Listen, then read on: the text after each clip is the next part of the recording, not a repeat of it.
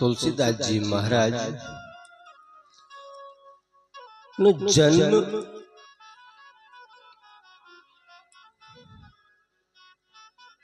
एक बहुत सुंदर घड़ी में थी हो, पण एम कहेवाय छे के हरिपुर में तुलसीदास जी नो उछेर थयो। હવે તમે વિચાર કરજો, तुलसीदास जी ना जन्म ક્યાંક છે અને એનો ઉછેર ક્યાંક છે। એ જીવ ઉપર કેટલી તકલીફો પડી હોય, पर कहावत છે કે जा पर कृपा राम की हुई, ता पर कृपा करे सब कोई। के जेने ऊपर कृपा प्रभु श्री राम जी ने थई जाए छे, एने ऊपर बधा कृपा करे छे। આપણે ખાલી એટલું જ જોવું છે કે રાજાપુર ને અંદર तुलसीदास जी नो जन्म थयो, उत्साह मनावा में आवी रह्यो छे। कारण के कोई घर में जारे बाळक नो जन्म थावानो होय ने, ई घर हर्षो उल्लास में जीवता होय। एमा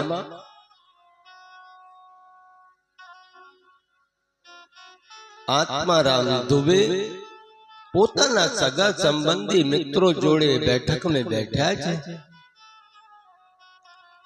अने ई बैठक में दौड़ीने एक दासी आई छे। अने दासी एम आत्माराम दुबे ने कीधु के महाराज आपले घरे पुत्र नो जन्म थयो छे, पण मने एवं लागे कि मैं आखी जिंदगी में एवो जन्म कोई नो जोयो नथी। હવે દાસી એટલું કહી રહી છે કે મારી ગરડી ઉંમર થઈ ગઈ, મેં આજ સુધી એવો જન્મ કોઈનો નથી જોયો, તો એ બાળક કેવો જન્મ્યો હશે? ત્યારે આત્મારામ દુબે કીધું, કેમ તમે એમ બોલો છો? એક તો કહો છો કે પુત્રનો જન્મ થયો છે, અને બીજી વાર કહો છો કે આવો જન્મ મેં ક્યારેય જોયો નથી, એનું કારણ શું? ત્યારે દાસીએ કીધું કે મહારાજ આપણે ત્યાં બાળકનો જન્મ તો થયો, પણ એવું લાગે છે કે 5 વર્ષનો બાળક હોય અને 32 ની 32 દાંત એને જન્મતા જ આવ્યા છે। અને બીજું કહી દઉં કે દાંત તો ભલે આવ્યા, પણ ઈ જન્મતા બેત રામ બોલ્યા છે। એટલે કહેવાનો છે કે જા પર कृपा राम की हुई, ता पर कृपा करे सब कोई। હવે આત્મારામ દુબે પોતાના સગા સંબંધીઓ અને જે મિત્રો હતા એને જે ગર્ભગૃહ હતું ત્યાં લઈને આવ્યા છે, અને વાણે ઉભ્યા ઉભ્યા વિચાર કરે છે કે ભાઈ આ બાળક તો વિચિત્ર જન્મ્યો છે, એનો શું કરવું જોઈએ? ત્યારે બધાએ વિચાર કરીને એટલું જ કીધું કે હજી જન્મ થયું છે, અમે અમારા જીવનમાં એવા જોયા છે કે કોઈ પણ બાળક વિચિત્ર પરિસ્થિતિ में जन्म थाय ई 3 દિવસ નથી જીવી શકતા, એટલે આપણે 3 દિવસ ઈ બાળકની રાહ જોઈએ કે ઈ બાળક નો પછી વિચાર કરશું શું કરવાનો થાય. એમાં બધા ચાલી ગયા છે.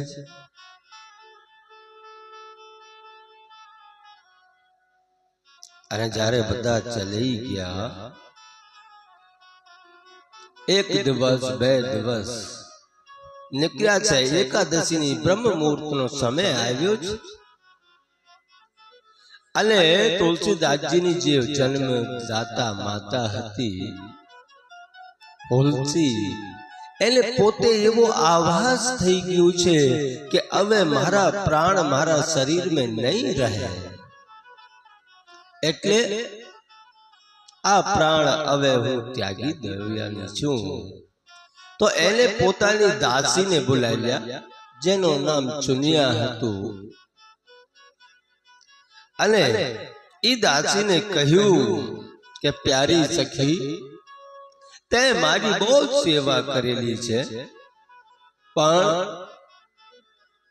આજ મારો એક કામ આવ્યો છે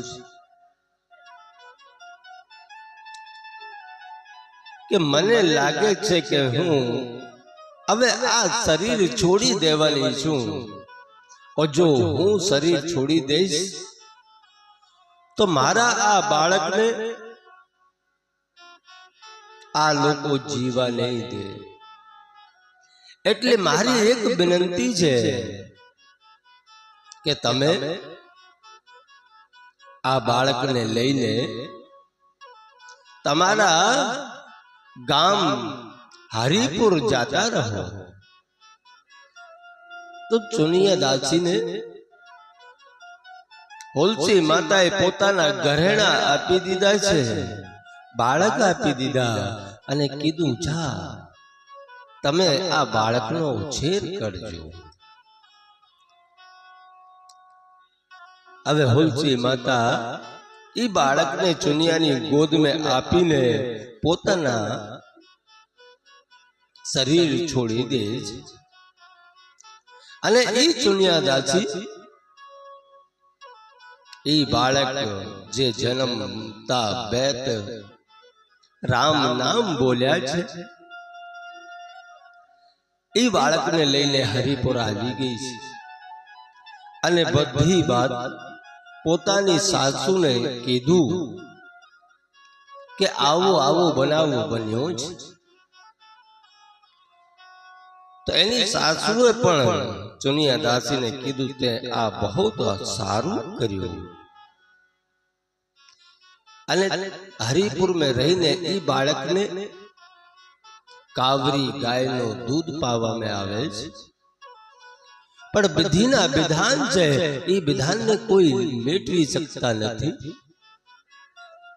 ઈ બાળકનું નામકરણ પણ નહોતો થયું, કેમ કે જન્મતા બેત જે બાળક રામ બોલે એનો નામ રામ બોલો પડી ગયો.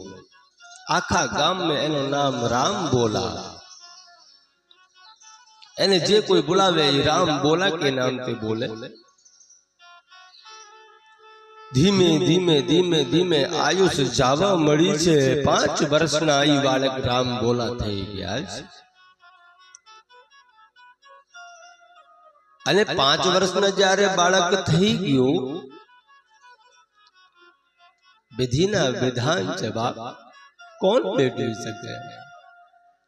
ઈ ચુનિયા દાસીના પણ એક અકસ્માતમાં મૃત્યુ પામી છે. હવે રામ બોલા એકલો થઈ ગયો છે. ક્યાંય ખાવાનું મળે ક્યાંય ન મળે, ભૂખ્યા તરસ્યા 5 વર્ષનો બાળક રખડે છે. પણ મેં કીધું ને, જા પર कृपा राम की होई ता पर कृपा करे सब कोई. એટલે ઈ 5 વર્ષના બાળક જ્યારે ભૂખ્યો તરસ્યો થયો, ત્યાં માતા ભવાનીને એને ઉપર દયા આવી. અને માતા પાર્વતી કાયમ ઈ બાળક માટે બપોરે ભોજન લઈને આવે અને ભોજન કરાવે. અને એ ભોજન કરાવે એવા સમય જાતા જાતા મહાદેવજી વિચાર કરી રહ્યા છે કે જે બાળકને પાર્વતી દેવી ઉછેરી રહી છે એ બાળકની હવે વ્યવસ્થા મારે કરી દેવી પડશે અને એ બાળકની વ્યવસ્થા કરવામાં આવી મહાદેવજી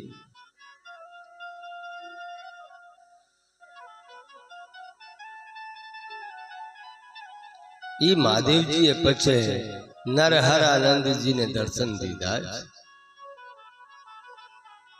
જે અનંતાનંદજીનો જે શિષ્ય હતા નરહરાનંદજી એને દર્શન દીધા અને સપને મેં કીધું કે તમે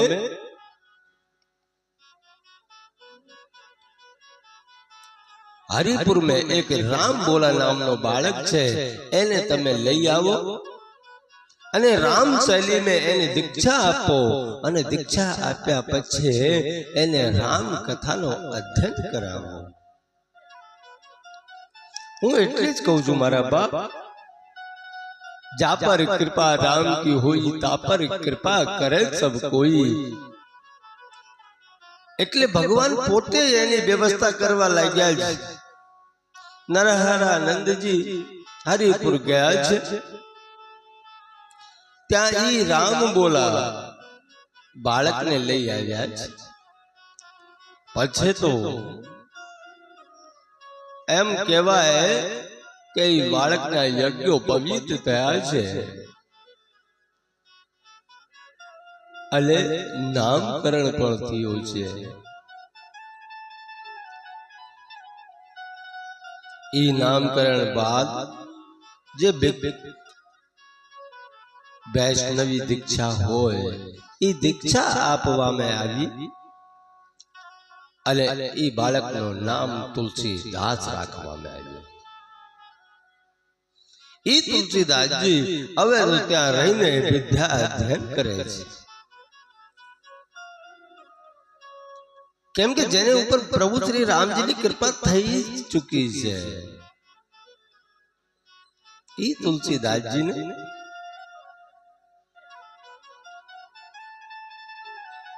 બીજી કોઈ વસ્તુની કમી પણ નહીં એક વાર જે વસ્તુ એને આગળ થઈને જાય એને કંઠસ્થ થઈ જાય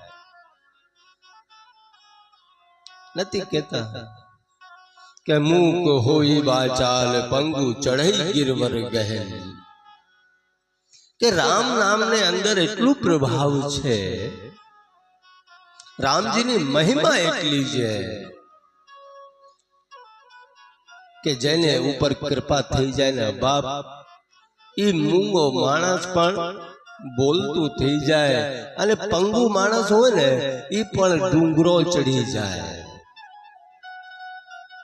અહીંયા જાણકાર સંતો એમ નથી કહેતા કે હાવ મૂંગો માણસ બોલતો થઈ જાય એનો ગુણ રહસ્ય ઈ છે કે જેને કૃપા રામની થઈ જાય છે ઈ રામજીના ગુણગાન ગાવા ચાલુ કરી દે છે કારણ જ ઈ છે બાપ મૂંગો માણસ એને જ કહેવામાં આવ્યું છે જે પ્રભુના ગુણગાન ગાતા નથી પ્રભુને યાદ કરતા નથી એના તે મોટો મૂંગો કોણ હોય બાપ કેમ કે એ માણસના જીવનમાં કઈ હોય જ નહીં दुर्गुणों से भाई पर जारे प्रभु श्री रामजी ની कृपा એને ઉપર થઈ જાય પછી ઈને ઈ માણા પ્રભુના ગુણગાન ગાવાનો ચાલુ કરી દે પછી એના જીવનમાં પરિવર્તન આવવા મળે છે બાપ અહીંયા તુલસીદાસજીએ પંગુ ચढ़ई गिरवर गहन આ એક ચોપાઈ એવી બહુ સુંદર લખી છે કે લૂલો માણસ પર ડુંગરો ઓળગી જાય એમ નથી કીધું મારા બાપ એમ કીધું કે જે દેવ દર્શને નથી જાતા પોતાને પાદરે ઠાકોરજી બેઠા હોય સવાર સાંજ એના દર્શને નથી જઈ શકતા એના તે મોટો પંગુ એના તે મોટો લૂલો માણસ કોણ હોઈ શકે और जारे एने ऊपर प्रभु श्री राम जी नी कृपा थाय पछे तो ई माणस पर डूंगर ओळखतो थई जाय એટલે ભગવાનના દર્શન જાતા થઈ જાય। ई भगवानના દર્શન માટે पंगु चढ़ी सके से डूंगरो मारा बाप। पछे तो नरहरानंद जी ने जोड़े तुलसीदास जी रहे, गुरु सेवा संत सेवा और प्रभु सेवा में मग्न रहे छे। एक समय एवो आव्यो के फरता फरता काशी जी में आव्या छे अने काशी ने अंदर सनातन जी महाराज रहे छे अने तुलसीदास जी ने जोयु एनो गुण जोयु त्या सनातन जी महाराजे नरहरानंद जी महाराज पासे ते तुलसीदास जी ने लई लीधुं छे। पछे एने